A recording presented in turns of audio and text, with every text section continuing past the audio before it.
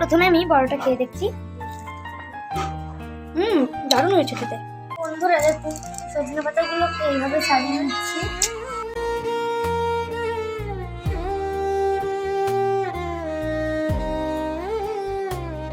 সকাল থেকে প্রচণ্ড বৃষ্টি হচ্ছে, তো আজকে আমাদের বাড়িতে রান্না হবে খুদের ভাত, সজনের পাতার বড়া, আলু সেদ্ধ, শুকনো লঙ্কা। খেতে জমে যাবে বন্ধুরা, একবার হলো খেয়ে দেখবেন।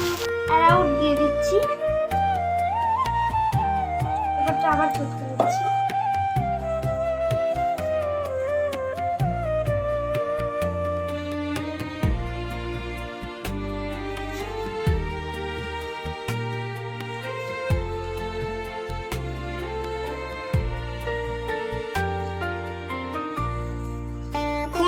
আমাদের সজনে পাতার বড়ার মাখাটা হয়ে গেছে, এবারটা আমরা করব। বন্ধুরা তেলটা গরম হয়ে গেছে, এবারটা বড়াটা ছেড়ে দেব।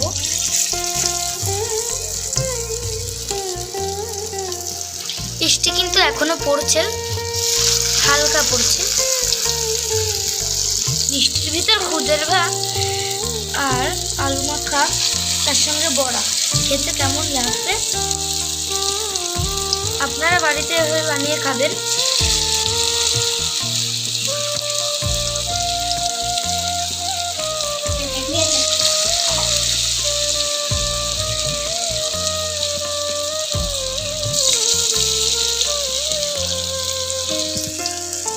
হয়ে গেছে।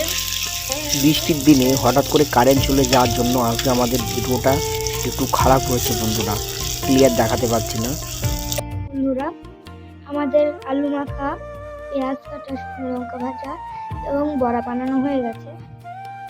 জলটা গরম হয়ে গেছে, এবারটা খুঁটটা ঢেলে দেব।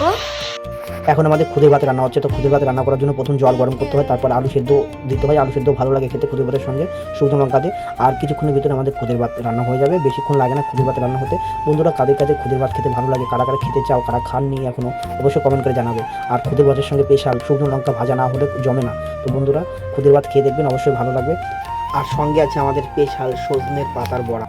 অনেকেই মনে করে যে খুদের ভাত হয়তো গরিবরা খায়, গরিবের খাবার, কিন্তু না বন্ধুরা, একবার খেয়ে দেখবেন তখন বুঝতে পারবে গরিবরা কত সুন্দর খায়। আর এত সুন্দর টেস্ট বড় লোকরাও হয়তো খেতে পারে না, তারা লজ্জা পায় খুদের ভাত খেতে, কিন্তু তাদেরকে আমি অনুরোধ করবো একবার হলেও খুদের ভাত খেয়ে দেখবেন। বন্ধুরা আমাদের খুদের ভাত হয়ে গেছে, এখন আমরা খাবো। তো বন্ধুরা খুদের ভাত খেতে খুব সুন্দর, খুব সুস্বাদু। একবার খেলে সে জীবনে ভুলবে না, সে আবার খেতে চাইবে। যদি শুকনো লঙ্কা দিয়ে খুদের ভাত, সঙ্গে কোনো ভাজা থাকবে, যেমন আজকে আমাদের সজনের পাতার বড়া, শুকনো লঙ্কা ভাজা আর আলু সিদ্ধ। তো বন্ধুরা একবার হলেও খেয়ে দেখবেন, এটা গরিবের খাবার না, এটা খুব সুন্দর খাবার। এই রেসিপিটা একবার হলেও আপনারা ফলো করে খেয়ে দেখবেন। খুদের ভাত হয়ে গেলে তারপর লবণ দিতে হয়, পরে লবণ বেশি লাগে না। প্রথমে আমি বড়াটা খেয়ে দেখছি।